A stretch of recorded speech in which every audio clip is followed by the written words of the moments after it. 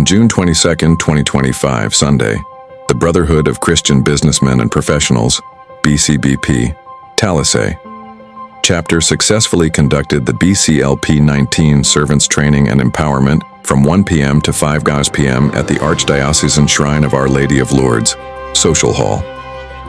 The event gathered the servant leaders of the Christian Life Program Batch 19, anchored on the theme, Hope, Faith Over Fears.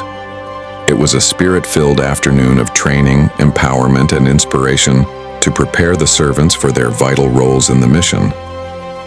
Anger Shikikwinayan served as the BCLP 19 course leader, while powerful talks were given by Judge June Dumdum and Anger June Vinculado, who shared messages of faith, courage, and servant leadership.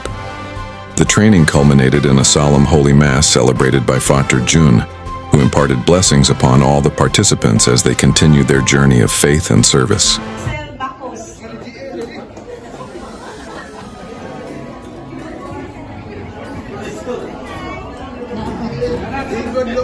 Bro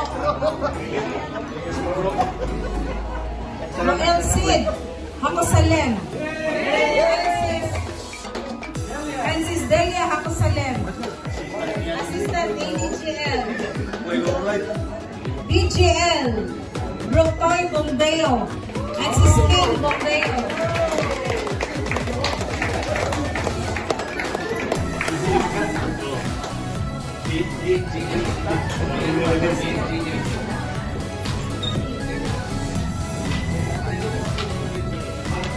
Ang uban ani basin na late lang kay basin traffic no. Si Bro Roel Salazar, Sis Anneli Salazar, Bro Albert Mananay, Sis Janet Mananay, Bro Eli Kiseo, and Sis atong Alpha and Omega Fiscal Arrangement Team mao gini pinaka-abtik Bro Leo and Sis Delia Solmayor. Samot na ni Bro June and Susan Vinculado. Bro Marlon and si Cynthia Miro.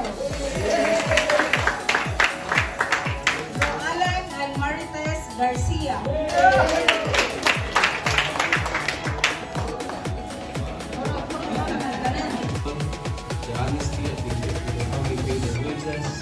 Honesty on how they pay their taxes, so on and so forth. Moving it down to the rest of the people.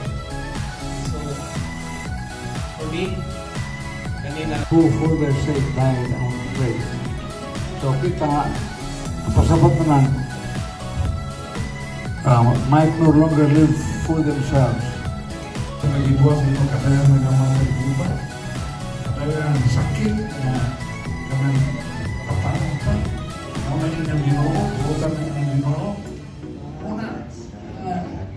So, yung kang ang Ginoo. Or 4 days before the next talk para masigurado ninyo nga process, maka-attend ba mo. Kung nakamang ni dili mi pwede mo attend bro kay way bantay sa mong anak, way problema. Put in mind to have this empowerment activity on the very day when the church celebrates the solemnity of Corpus Christi. Yung lagi consider or wala na? Wala na yun. So, consider to fix.